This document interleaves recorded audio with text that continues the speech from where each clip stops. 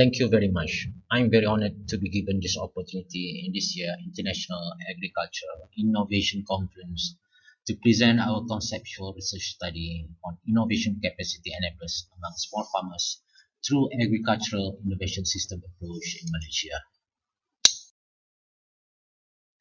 As the Department of Statistics Malaysia in their 2020 selected agricultural indicators reported that agriculture contribute 7.1% of Malaysia's GDP, which resulting a surplus trade balance and increased by 4.1% in 2019 compared to 2018. This indicated a huge opportunity in agriculture industry to grow. It is well known that to growth it much depends on performance, and the central ideas to better performance is transformation. So where is innovation, and what innovation got to do with the growth and performance? Let me recap on Mr. Kurt Lewis' theory of change.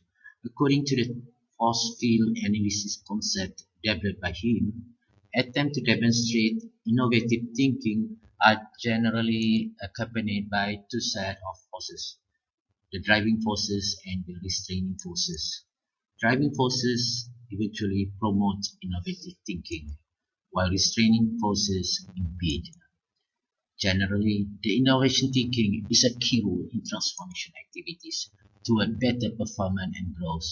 With the innovation thinking approach developed in agriculture, like Agriculture Innovation System or AIS, where AIS successful story heavily influenced by the innovation capacity of participants in this industry. Thus, this study focused on how innovation capacity is built and how enablers influence the innovation capacity.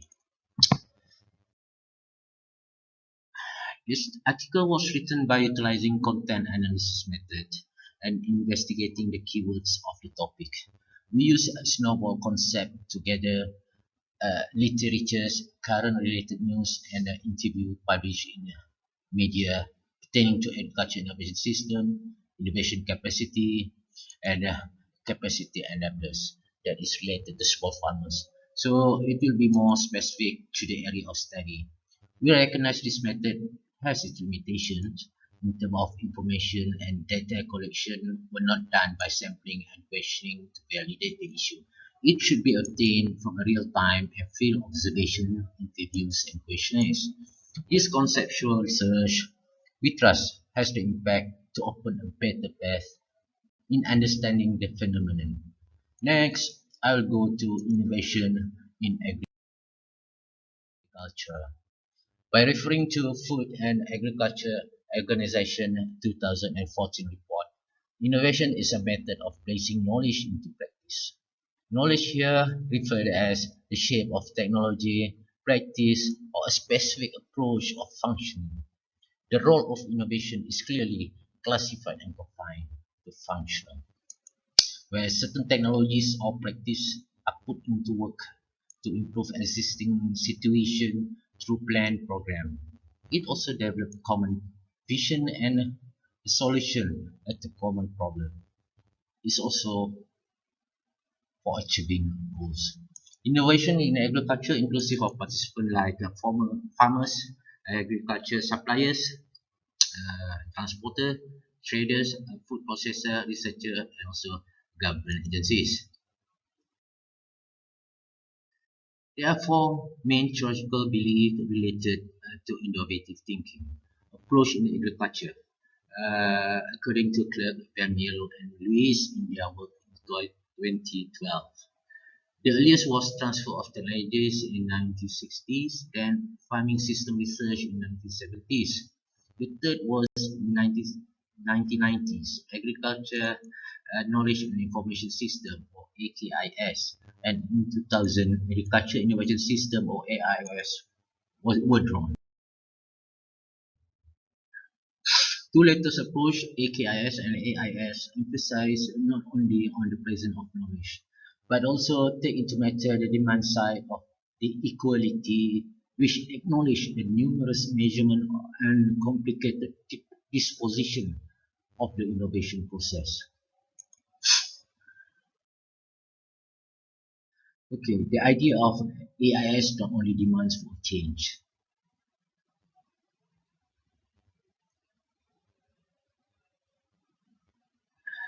but it also demands for innovative and systemic approach to a capacity improvement to enable the shift.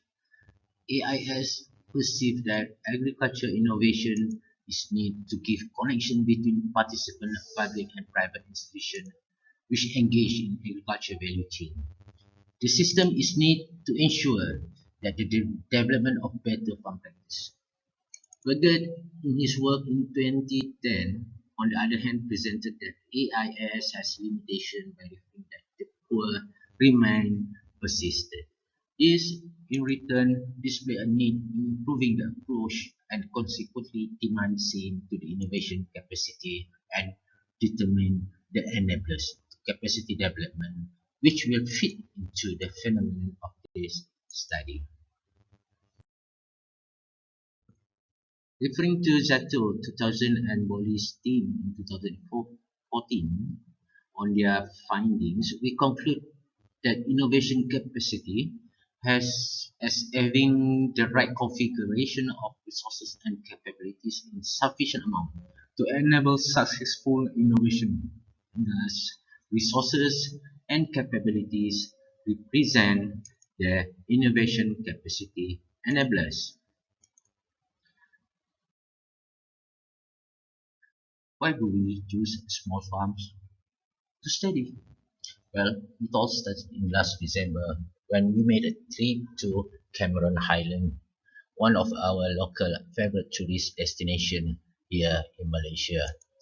I met few entrepreneurs, come farmers during my shopping time and had conversation on their daily life and activities. I kept thinking of what they told me. This is what I quote. It will be all the same here. Nothing is new, and everybody plants and sell the same kind of products. And worse, when the time COVID is coming, we can't sell our crops. Lots of wastage happens. Cameron Island is well known with their agriculture farms and products such as tea, vegetables, strawberry, and so on. And also it has agriculture research center owned by Malaysia Agricultural Research and Development Institute, or in short form they call it MARDI. But still, issue to farmers exist. Citing the reference which I listed here justified my intention to study this community.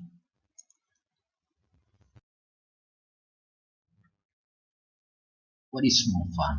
The argument of small farm is dominated by crop production, whereas small rural communities are usually not much taken into consideration. So innovation has been long known in connection to technology-based industry and often the firm being a sufficient undertaking. Little weight being put into the effort to unfold the small size firm and family-owned innovation-related research to improve their potential to grow. Well, that triggered me to learn more about how farmers face their challenge in their farming activities. Even though innovation been steadily engaged in research center and academic institution. So let's proceed to what I'm interested is all about. Here is a simple conceptual framework to illustrate what this presentation is focused on. Lydia and Robert in 2014 highlighted there is a remain lacks of consensus in literature and a pressing need to clarify what type of capabilities drive innovation. Okay, let's go and revisit what is innovation capacity. Refreshing my thought on the Highlanders farmers and the third win concept. Our interest is more toward the driving force of innovative thinking, the innovation capacity development and its enablers. So here we could see that innovation capacity and two core pillars. First is resources and second is capabilities. According to Musealic Market and Herkert in 2012, resources are actual monetary and physical item, as well as institution encouragement for innovation. such as intellectual property right and subsidy. While Sonita and Uko in 2012 defined capabilities as the potential to innovate.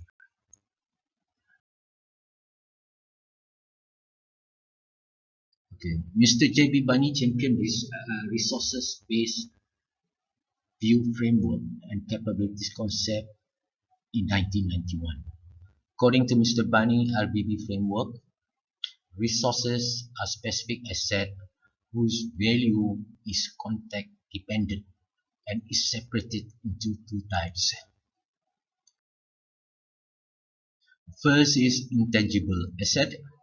The first is intangible resources, which consists of human aspect like manpower, knowledge, and culture. Second is tangible resources, which is like financial resources like capital and fund, and physical resources such as land, building, equipment, consumables, and intellectual property. Okay, now capabilities. According to Mr. Bani also, is specifically non-transferable firm-specific resources that improve the resources mentioned earlier. Three distinct capabilities was drawn. First, innovation capabilities by Wang and Ahmed is the process for exploiting and exploring opportunities. The second is adaptive capabilities, also by Wang and Ahmed, which regard to adaptation to development of individual resources in view of external changes. And the third one is absorptive capability by Body and his friend, meaning the acquiring and transforming external knowledge and resources. So both capabilities and resources must be engaged dynamically into innovation process. This was cited from research articles by scholars such as Hall 2005, Scoot and his team in 2014, and also Davis and Brady in 2016. We refer to Scoot and his friend research work. They stated that the process got two phases. Phase one is problem oriented and phase two is solution oriented. So both resources and capabilities must be engaged strategically in each phase. With this, we conclude our expectation that the innovation capacity is built by two core enablers, resources and capability. And the both core pillars were the enablers of cultivation of innovation capacity and contribute significantly to the innovation performance and growth.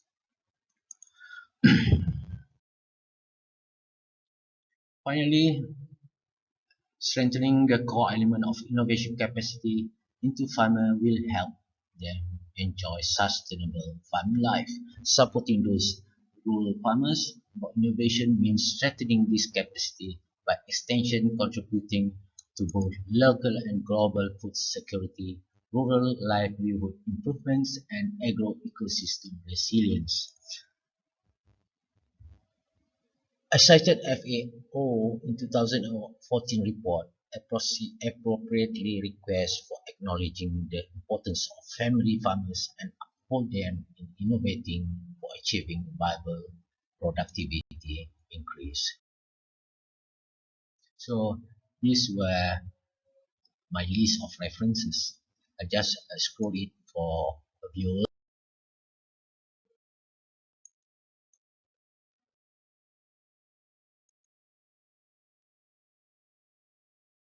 So that's it. Thank you for your time listening. And now we open for discussions.